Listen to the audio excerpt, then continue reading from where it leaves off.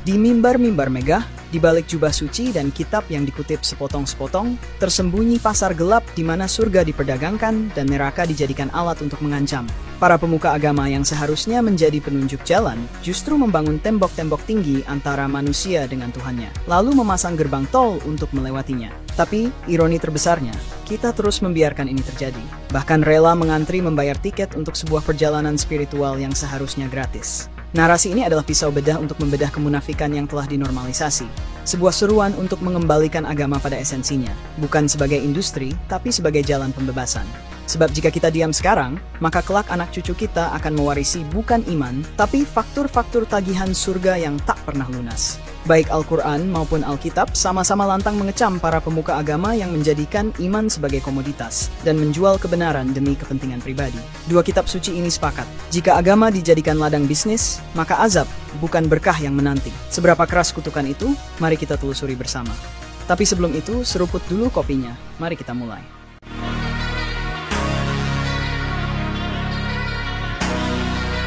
Mari kita lihat dalam surat At-Taubah ayat 34.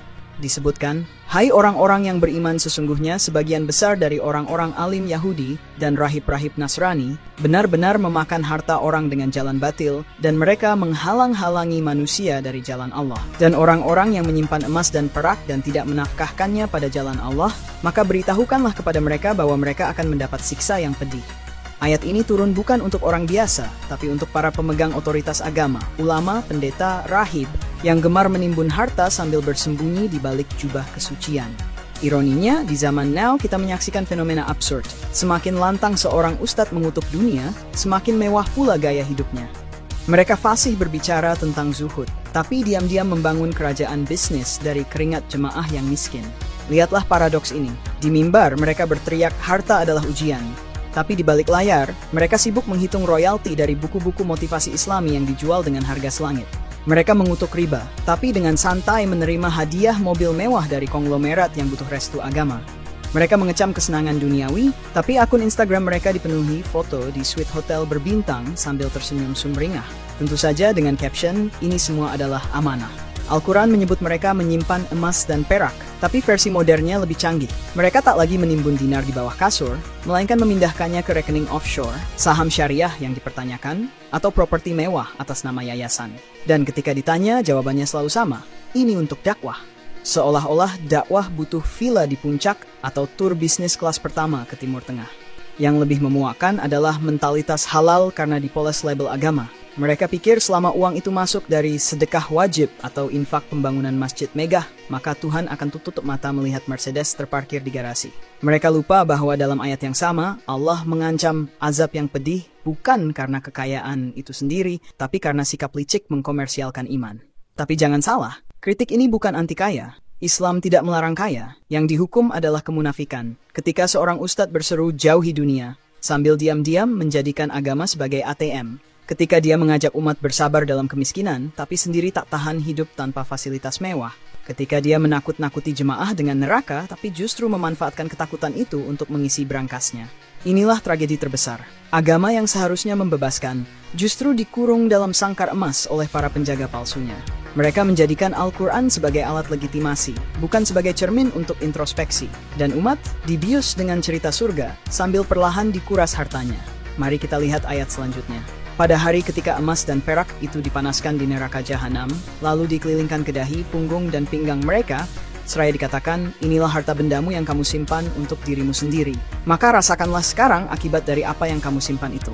Peringatan itu jelas, tapi sepertinya bagi sebagian orang, ayat-ayat Tuhan kalah menarik dibandingkan gemerisik uang dalam amplop. Allah tidak hanya mencela para pemuka agama yang menimbun harta, tetapi juga menyerang sikap paling berbahaya mereka. Perhatikan pada kalimat berikut ini. Mereka menghalang-halangi manusia dari jalan Allah. Ini bukan sekadar kritik, ini adalah tuduhan serius bahwa mereka yang seharusnya menjadi penunjuk jalan, justru menjadi penjaga gerbang yang mempersulit akses menuju Tuhan. Agama pada hakikatnya lahir sebagai gerakan pembebasan. Nabi Musa menghancurkan belenggu Fir'aun, Nabi Isa memberontak terhadap legalisme para ahli Taurat, dan Nabi Muhammad meruntuhkan sistem kasta jahiliyah yang mengubur hidup manusia dalam dogma buta. Tapi lihatlah sekarang, agama justru menjadi penjara baru. Para pemuka agama hari ini tidak lagi membebaskan, melainkan menciptakan aturan-aturan tambahan yang tidak pernah diperintahkan Tuhan. Mereka mengharamkan yang tidak diharamkan, menyulitkan yang seharusnya mudah, dan menjadikan agama yang semestinya rahmat bagi semesta menjadi agenda kekuasaan yang kaku dan menindas. Mereka melarang musik, padahal Al-Quran diam. Mereka menghakimi perempuan yang tidak berjilbab seolah-olah agama hanya soal kain di kepala. Mereka menyempitkan makna jihad menjadi sekadar perang sambil melupakan jihad melawan kemiskinan, kebodohan, dan ketidakadilan. Yang lebih parah, mereka menghalangi jalan Tuhan bukan dengan senjata, tapi dengan doktrin. Mereka menciptakan ketakutan, kalau tidak ikut kelompok kami, sesat. Kalau tidak taat buta kepada ulama, bidah. Kalau tidak patuh pada aturan tambahan kami, neraka. Agama yang seharusnya membebaskan manusia dari penyembahan berhala, kini justru menggantinya dengan penyembahan pada fatwa ulama, organisasi, atau golongan tertentu. Mereka tidak lagi mengajak manusia menyembah Allah, melainkan menyembah versi Allah yang telah mereka kemas sesuai kepentingan mereka. Inilah tragedi terbesar. Agama yang dulu membebaskan budak, kini dipakai untuk memperbudak pikiran. Mereka bilang, jangan kritik ulama, padahal Quran dipenuhi kisah Nabi yang mengkritik penguasa zalim. Mereka bilang, jangan berpikir bebas, ikuti saja. Padahal Allah memuliakan akal dalam puluhan ayat. Mereka bilang, jangan berbeda pendapat, padahal perbedaan ijtihad adalah rahmat. Mereka bukan lagi penunjuk jalan, mereka adalah polisi agama yang siap menghukum siapapun yang melangkah di luar garis yang mereka gambar. Allah tidak membutuhkan maklar untuk menyampaikan pesannya. Dia berbicara langsung kepada manusia melalui akal, hati, dan kitab suci. Agama sejati adalah ketika seseorang bisa berdiri di hadapan Tuhannya, tanpa takut pada ancaman ustadz, tanpa was-was pada fatwa yang tidak jelas dasarnya, dan tanpa terbelenggu oleh tafsir sepihak yang dibuat untuk melanggengkan kekuasaan. Maka jika hari ini kita melihat agama terasa sempit, menakutkan, dan penuh larangan tanpa hikmah, ingatlah, bukan agamanya yang salah, tapi orang-orang yang telah mengurungnya dalam sangkar kepentingan mereka. Coba kita lihat kembali kalimatnya. Mereka menghalang-halangi manusia dari jalan Allah, dan bagi mereka azab yang menghinakan. Sangat jelas kan? Pertanyaannya sekarang, masihkah kita mau dikendalikan oleh mereka yang justru menghalangi kita dari Allah?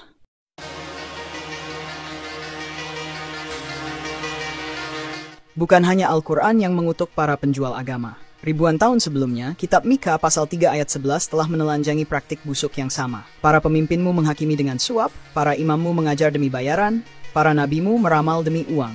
Sungguh sebuah pengakuan pilu bahwa penyakit ini bukanlah hal baru. Ini adalah tradisi najis yang diturunkan dari generasi ke generasi. Lihatlah bagaimana para nabi palsu di zaman Mika bersandar pada Tuhan sambil mengais keuntungan dari kefanatikan umat. Mereka menjual jaminan keselamatan, mengkonversi khotbah menjadi mata uang, dan mengubah rumah ibadah menjadi pasar gelap transaksi spiritual. Bukankah Tuhan ada di tengah-tengah kita? Bual mereka dengan percaya diri. Sementara tangan mereka sibuk menerima suap dan menggaruk punggung penguasa. Kini di abad modern, wajah mereka berubah, tapi polanya tetap sama. Para ustadz selebriti yang menetapkan tarif mengajar layaknya artis panggung. Pendeta-pendeta televisi yang menjual mukjizat dengan harga tawar-menawar. Rohaniawan politik yang rela membaptis kebijakan zalim asal ada dana proyek mengalir. Mereka semua berseru, Tuhan Maha Besar, sambil memeriksa nominal transfer. Berkoar tentang keadilan ilahi sambil duduk manis di meja makan penguasa lalim. Berteriak pertobatan sambil mengosongkan kantong jemaah yang papa. Yang paling menjijikkan adalah mekanisme pembenaran mereka. Ini bukan untuk saya, ini untuk dakwah. Ini rezeki dari Tuhan. Kita harus mendukung pekerjaan Tuhan. Seolah-olah Tuhan begitu miskin, sehingga membutuhkan mereka menjadi maklar rahmat. Seakan-akan kerajaan langit kekurangan dana hingga harus mengemis dari manusia. Padahal dalam Mika pasal 3 ayat 11 dengan telak menampar pembenaran semacam ini, menunjukkan bahwa para nabi gadungan selalu bersembunyi di balik klaim Tuhan beserta kita, sambil mengkomersialkan iman. Ironinya, semakin mereka mengaku dekat dengan Tuhan, semakin mereka menjauh dari tangisan rakyat kecil. Semakin fasih mereka mengutip kitab suci, semakin tumpul nurani mereka melihat ketidakadilan.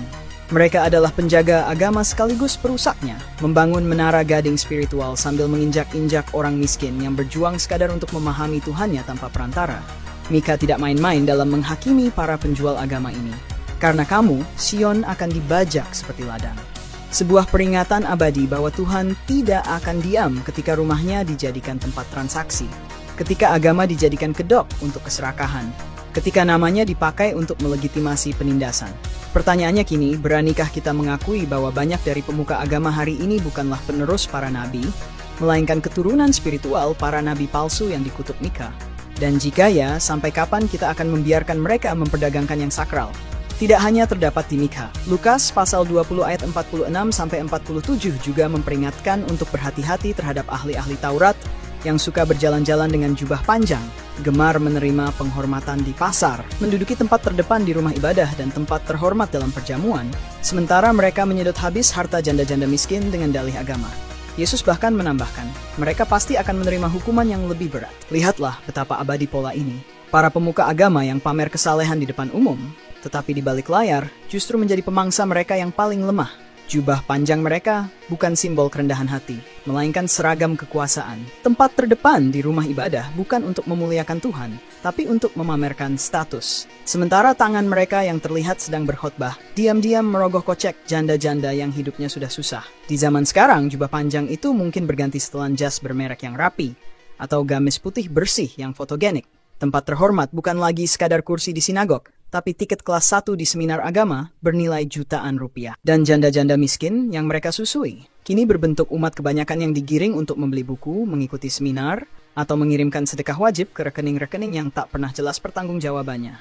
Yang paling mengerikan dari semua ini adalah sistem pembenaran yang mereka bangun. Ini untuk kemaslahatan umat. Kami hanyalah perantara rezeki dari Tuhan. Orang miskin justru harus bersyukur bisa beramal. Mereka pikir dengan membubuhkan ayat-ayat suci, segala bentuk eksploitasi menjadi suci. Dengan menyelipkan kata jihad atau berkah, semua transaksi haram berubah halal. Mereka adalah ahli-ahli Taurat modern, yang bukan hanya memakan rumah janda-janda, tapi juga memakan masa depan anak yatim, memakan hak fakir miskin, dan memakan kepercayaan umat, satu gigitan demi satu gigitan, dengan senyum manis dan tangan terangkat berdoa. Yesus tidak main-main dengan ancamannya. Mereka pasti akan menerima hukuman yang lebih berat. Karena dosa menindas atas nama Tuhan bukanlah kesalahan biasa, itu adalah penistaan terhadap segala yang suci. Ketika seorang ustadz memeras umat sambil mengutip ayat, ketika pendeta hidup mewah dari persembahan jemaat yang susah payah, mereka bukan sekadar pencuri, mereka adalah perampok yang bersenjatakan kitab suci. Maka pertanyaannya sekarang, sampai kapan kita akan terus memberi tempat terhormat pada mereka yang justru mempermalukan agama? Kapan kita akan berhenti mengagumi jubah panjang mereka dan mulai melihat isi kantong yang mereka sembunyikan di baliknya?